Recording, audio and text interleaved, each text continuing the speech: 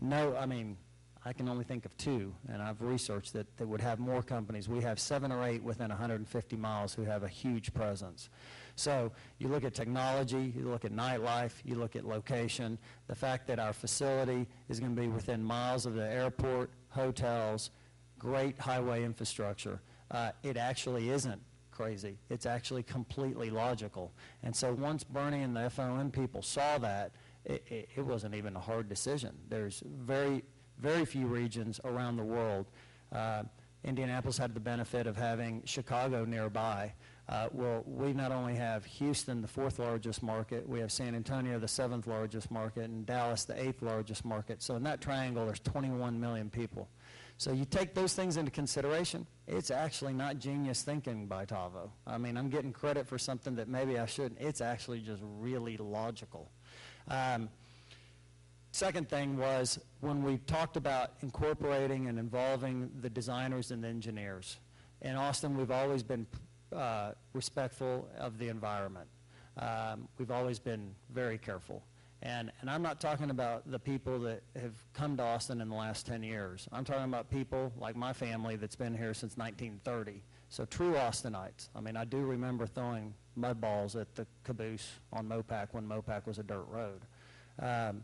We have always protected that. Well, the reason that there's been some criticism to Tilke, our German engineers, and by the way, we have a lot of local engineers as well that are working together, but not only are Tilke the premier builders of these facilities around the world, but more importantly, because of their German heritage, because they have refurbished and built the 2 world-class facilities in Hockenheim and the Nürburgring, which are arguably the 2 most environmentally sensitive places in all of Europe, the Rhine Valley and the Eiffel Forest. Surely, Southeast Austin, as careful as we will be, does not have the sensitivity that the Eiffel Forest does. So we incorporate Tilke, whose standards, German standards, for green building, for wetlands, everything, is state-of-the-art. What we've seen that they've come up with is going to be something that everyone is super proud of here. And Red did allude, of course, there's a lot more in the works than just the Formula One Grand Prix. This facility is going to be a world-class, multi-purpose facility. And that was one of the big things also with Formula One that Bernie understood. Unlike a European culture where you have Monaco and some street races, and I'm not saying that street racing in America has not been successful, but if we're putting up, there are 4 global events in the world, the World Games, the Olympics, FIFA World Cup, and Formula One racing.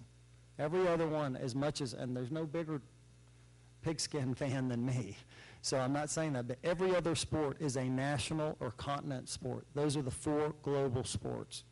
If we're going to actually do that, you have to have a permanent facility from the ground up. So this facility will be the first ever purposely built Formula One facility to ever be built in the United States. Looking at the heritage of Formula One's success in America, when were they successful? They were successful at a permanent facility. Then you boot the fact that we're going to build the first purposely built one, which will accommodate other events from music, conference, business conference, other motorsports events, and of course, biathlons, jogging races, and this is hugely important, and I know why Red touched on it, is there's going to be a great connection, and it's already well underway, and no, we're not going to go into those details today. We will do it shortly. But a great relationship between the universities, all the way from A&M, University of Texas, Houston-Tillotson, ACC, the Del Valle School District, everything is going to be a technology sector. This is going to be something that is much more than just where the United States Formula One Grand Prix is held.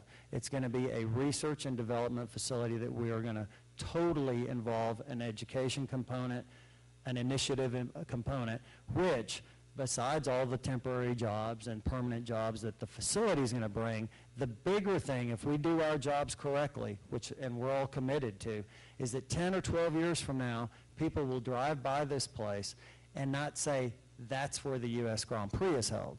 They'll say, that's that incredible research and development facility that, oh, by the way, they also hold the Formula One United States Grand Prix. So this is a lot more than just a race. This is talking about hosting one of the great true treasures in the world of sports events. I've been privileged enough to receive 7 or 8 very significant letters and phone calls from heads of state from other parts of the world who, of course, want to speak to Red as well, congratulating us in Austin on this, because this really puts us on a global stage. We've talked about all the economic benefits and the things it's going to do, but then the other value that you can't really put a price tag is it's seen live in 187 countries. So I just wonder what a 1-minute ad in those 187 countries costs on an annual basis for our city and our state, and that's something that we're going to reap the benefit of it on an annual basis. So I know there's so much information to go forward, but I just wanted to touch on that this is more than just a race. It's an event. It's a facility that we're all going to be proud of, and we're just excited as can be.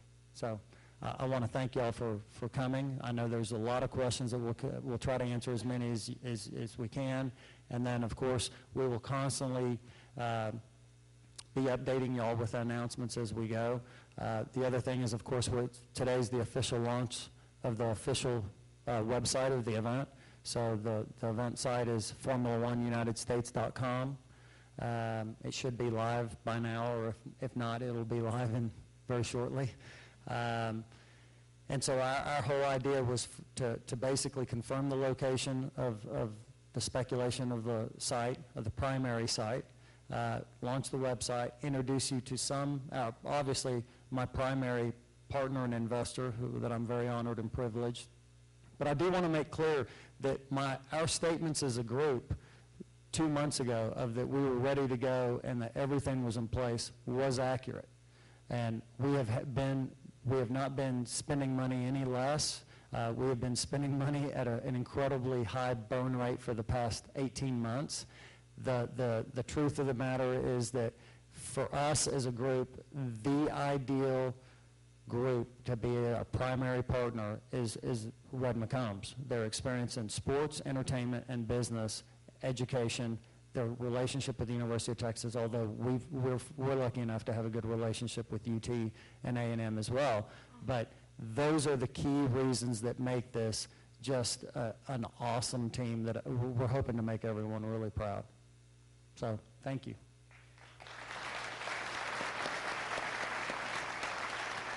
Well, Mr. McCombs, Tavo, Susan Combs, thanks to each of you for your very hard work on this opportunity for Austin and Texas, and thanks to everyone on your respective teams. I know it's been a team effort, and we so much appreciate it. This concludes the formal press conference, but as Mr. McCombs suggested earlier, we will have a moderated Q&A, and I would ask Adam Goldman to come up and take over the program, and I would thank you all for coming today. Great. Thank you. We'll take a few questions. Josh, you want to lead us off?